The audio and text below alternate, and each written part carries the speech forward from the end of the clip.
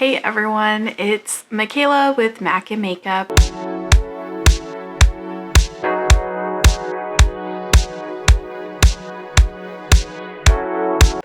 And I would say I'm back, but I feel like I can't say that because I have like 10 followers and it's not like a lot of people have been watching me. So I guess I could say I'm back, but really what it was is I just got busy essentially dealing with all sorts of things. So huge life update. Right before Christmas 2023, I got engaged with my fiance and now I'm in wedding planning modes. Just a quick close up, like, he did good. My fiance did amazing. I hope please stop focusing on me. Focus on the rock. Oh yeah, there we go. There it is. So I figured what better way to get back into YouTube than to talk about wedding planning and budgeting for a wedding, because let's face it, it's crazy out there. And every single thing I plan, it gets me one step closer to just being like, I'm gonna elope somewhere. No one will be present except for me, my fiance, and our officiator, and then we'll do a ceremony after. I always get so close to that courthouse wedding because it's a lot to plan. It's seriously a lot. And we kind of technically have less than a year because our date is October 26, 2024. One of the things I am considering is maybe doing my own makeup because I can't find a hair and makeup person for the life of me. I might actually ask my hairstylist if she can at least do my hair because she did my makeup when I did prom. That's kind of how I started going to her for my hair. So with that being said, I have a bag of stuff, a makeup bag of stuff. I'm not going to use all of this. I have a couple palettes, I have some brushes, and then I also got this for Christmas. It's like an, how do you say, il maquillage? I don't know. But I did get this for Christmas, so I'm actually gonna try them out because it has a primer, a foundation, a concealer, and then a ink liner, you know, to do a wing. Why am I spacing on that name? Anyways, that's what I have. So that is what we're gonna do while I talk basics of wedding planning. Oh wow, the packaging is so phenomenal. Okay, so this is like the smoothing primer, like just the base of your makeup, and it comes in a bottle like this. It's almost too bougie for me. But this is the no filter poreless base smoothing primer. Even like opening this, okay, you would have to literally open it yourself in order for this to like make sense, but it's like, I don't know, it's beautiful. Kind of like a clear, you probably can't really see that because it's literally clear, but it's kind of shiny and clear. Doesn't really have a smell to it, which is nice, and feels so soft and luxurious, like 100%. Okay, I'm honestly a fan of that already, and that might be something I use from now on. Like, that was beautiful. So it's been a while since I've done makeup. So now I'm like, what are the steps again? Like, how am I supposed to go about this? Probably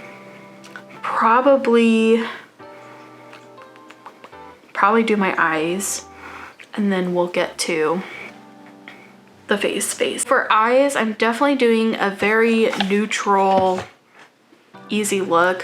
Regardless if it's me or my makeup artist who does it, I still haven't decided. The biggest struggle has been finding someone that's available with reasonable pricing of something I can afford. And when I say reasonable pricing, I literally mean what I can afford because some of them, it's very expensive and I'm sure they do phenomenal jobs and they do amazing makeup and hair, but I'm like, I can't afford that. So I'm actually gonna start with the Morphe palette, this like browns palette. This one is called, oh boy, 25D. So it's just got lots of nice neutral colors that I can work with and browns that I feel like will kind of give me a good base for getting really into it. And again, it's been a minute since I've done my makeup. Like, is this really a good idea? Probably not, but here we are. But first and foremost, I think I'm gonna take the lightest shade in here and just put that all over my lid,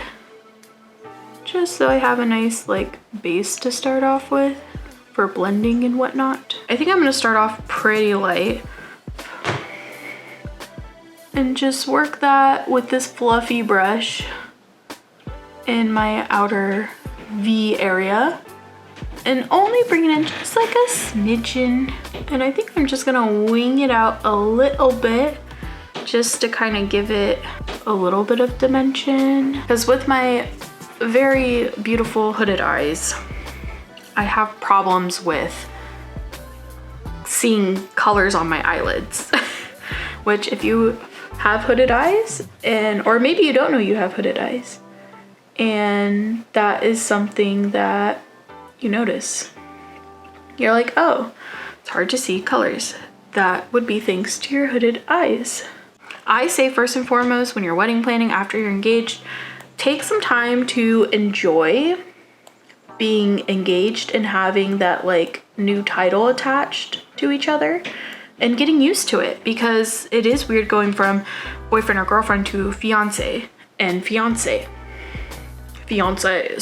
Obviously take the time to announce to people, of course, and also just get your pre-planning in. So what I consider pre-planning is like getting a rough budget together. By a rough budget, I mean just get like an overall budget. Now, this is where research comes in, and you're gonna want to decide, okay, we have an overall budget or kind of like maximum we want to spend. And that's also a good time to ask close family, like, hey, would you be willing to contribute a little bit to our wedding? It's never a necessity that people have to contribute to your wedding, obviously.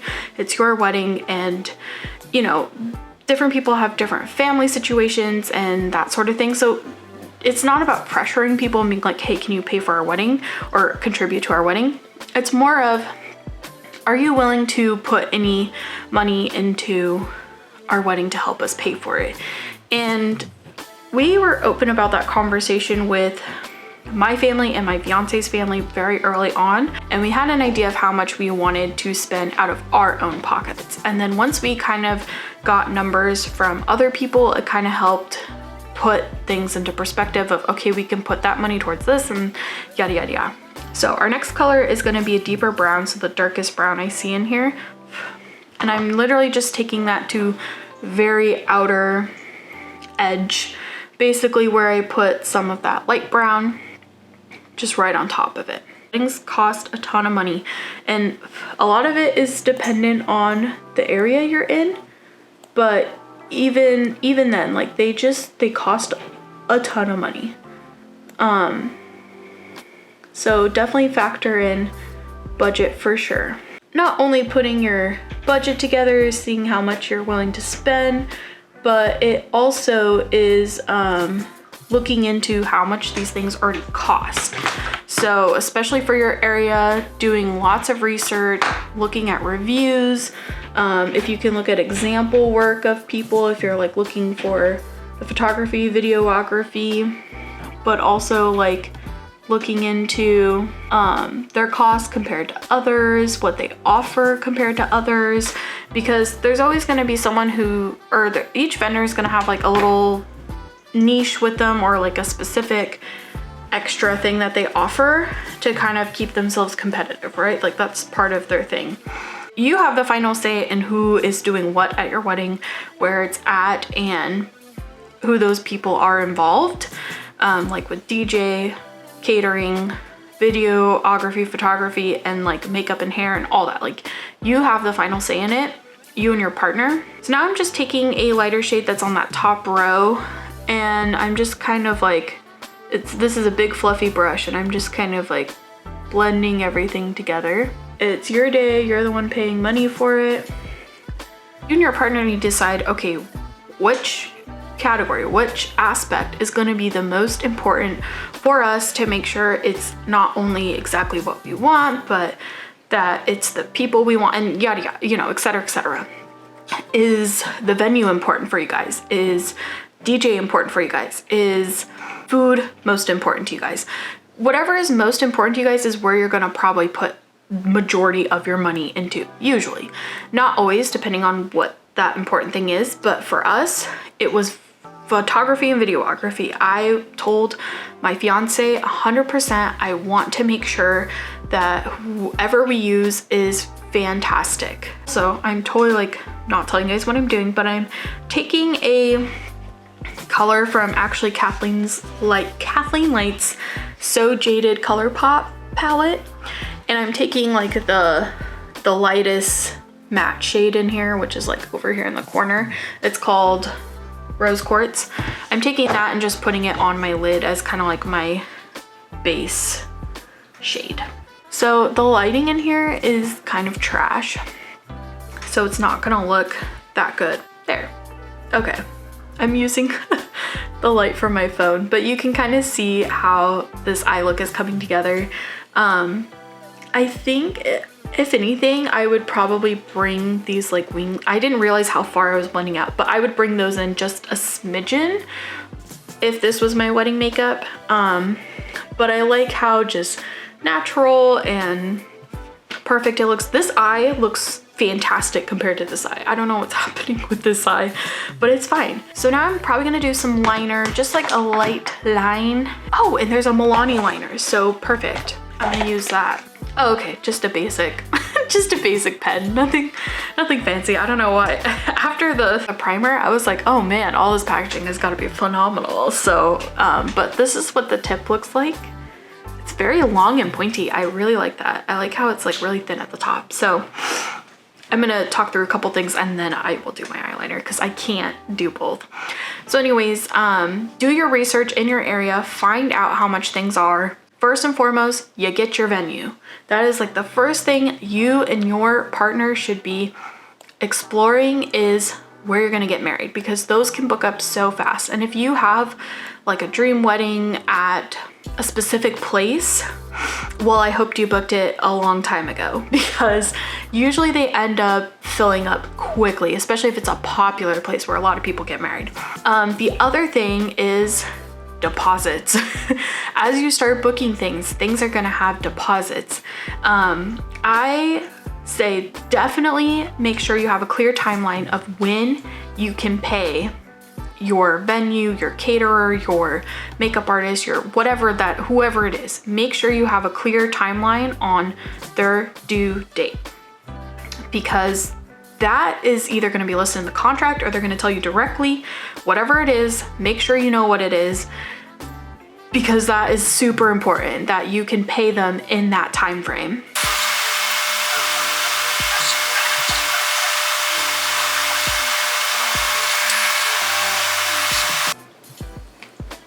Okay, now the real trick is doing this all on the other side. I cannot get this, like, look, what am I doing wrong? What is happening? Oh, there's a piece of tape on this side, no wonder. I'm like, why can't I get this open? Like, okay, so it opens, kind of cool. Kinda, no, really cool. Like, okay, here. This is it closed, and then you just, and there's your foundation. So this shade is Woke Up Like This. Wait, no, that's probably what the foundation's called. It's 075. I'm actually using the NYX Blur Bear With Me in Fair. I woke up like this, flawless. Make sure you get it booked. And you know what? There are many options for getting married. I didn't know this until I joined this Facebook group that, like, and that's the other thing. Join Facebook groups, because they will give you so many good ideas in those groups and help so much. But one thing I learned in one of those groups is that you can actually get married at a like national park, or a or even just like a normal public park if you want to. So that actually blended out very nicely. Granted, it was mixed in with the NYX Bear With Me, but I think it blended in well. And I still have quite a bit on my hand, but again, I mixed 2 different foundations. So of course I'm gonna have a lot of extra just hanging around. Now I'm scared to put on the concealer because I feel like I have so much product already on my face. But we're gonna try it because I'm trying it. So, and this is in the shade 3.5, so I think it should be good. It looks pretty light in the packaging, so I'm hopeful. Now the one thing I wish this had was a bigger applicator, but it looks like it will be good. So, no, actually this is Sigma Precision Tapered Brush. I think I'm gonna use this. Oh yeah, it's like perfect. Okay, so now I think I'm just going to do like the other liquid products and then I'll put powder on top. I have some She Glam stuff. So I have the contour, bronzer, blushes, etc. It's starting to get so dark. The sun is not supposed to go down for another 30 minutes, but I feel like it's already down because look at how dark it is in here. I really need to get my light, and I'm sorry that this video doesn't have good lighting. Okay, so the contour, I'm just gonna kind of like focus right in there.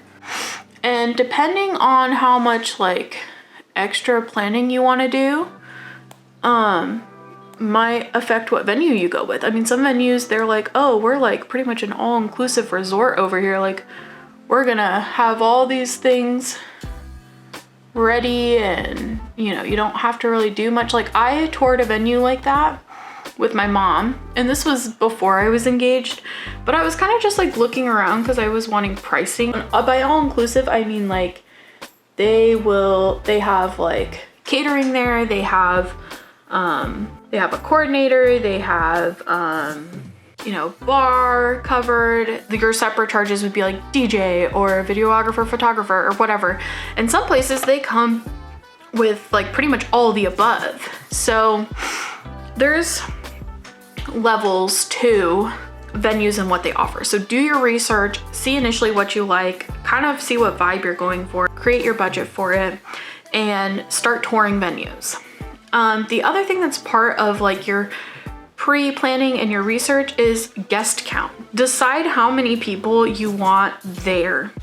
Okay, I had to just soothe my dog because he's like, there's people outside and they can't be outside. Nobody can be outside of the apartment complex, apparently.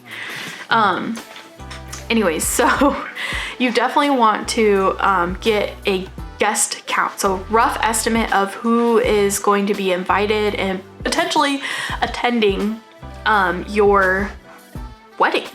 And one of the things that we also had to factor in was like the people working there. So your DJ, your photographer, videographer, coordinator, like people who are gonna be kind of like working your wedding day. And I think it's polite to have enough food and seating for them as well, because they're gonna want to take a break every now and then. They're gonna want to eat and they're gonna wanna enjoy a little bit too, because especially during your dinner time, there he is back there, especially during like your dinner time, nobody's really going to be taking photos and videos during dinner. Now it's not like they're adding 20 people, I hope not, but they're probably gonna add anywhere from 5 to 10 people onto your count of people that you plan that are already going to be there.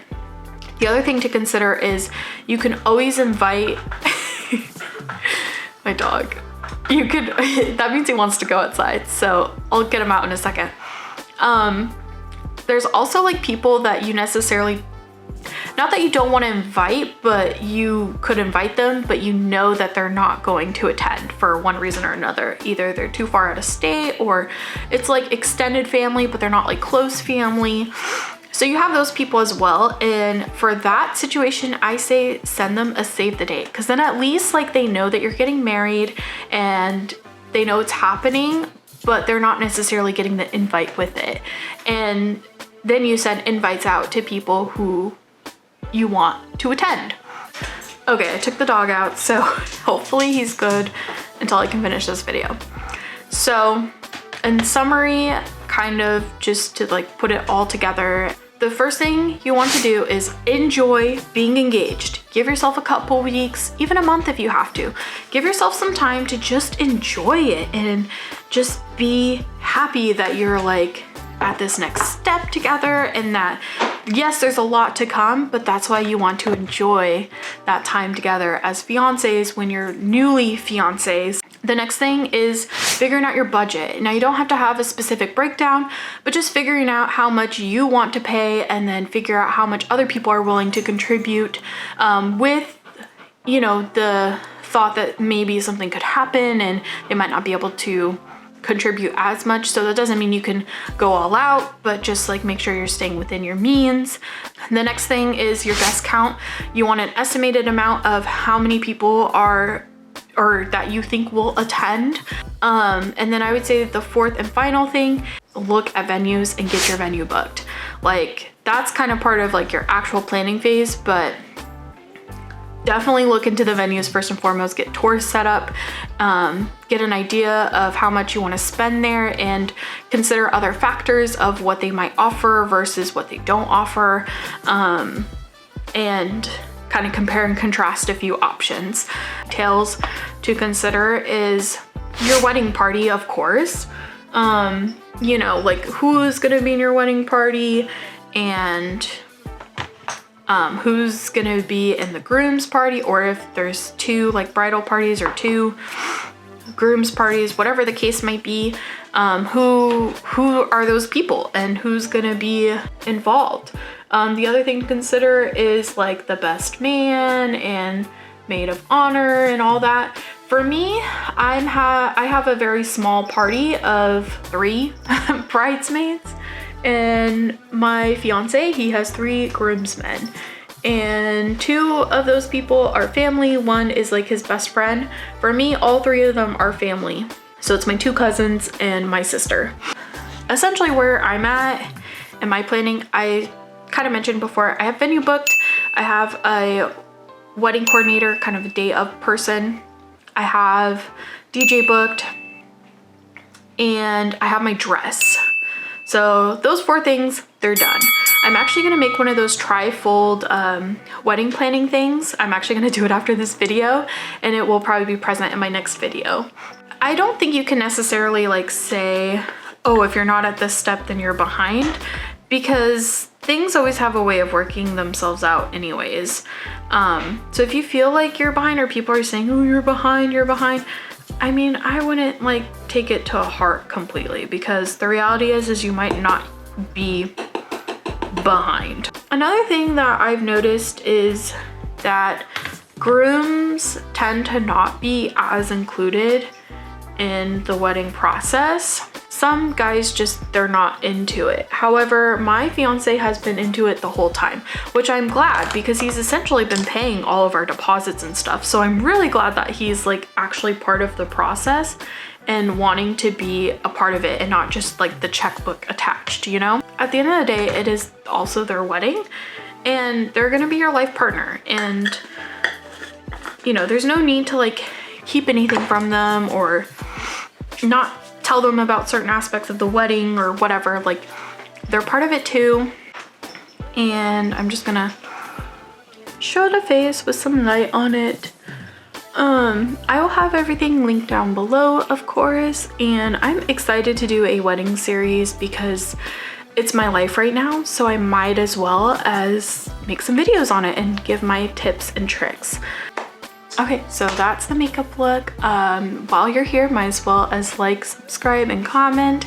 I promise I will be uploading way more, and now I'm gonna be uploading a lot of wedding stuff. So I'm really excited to start playing with makeup again and getting back into it, uploading a lot, and of course, talking wedding stuff. So I'll see you guys in my next video. Bye!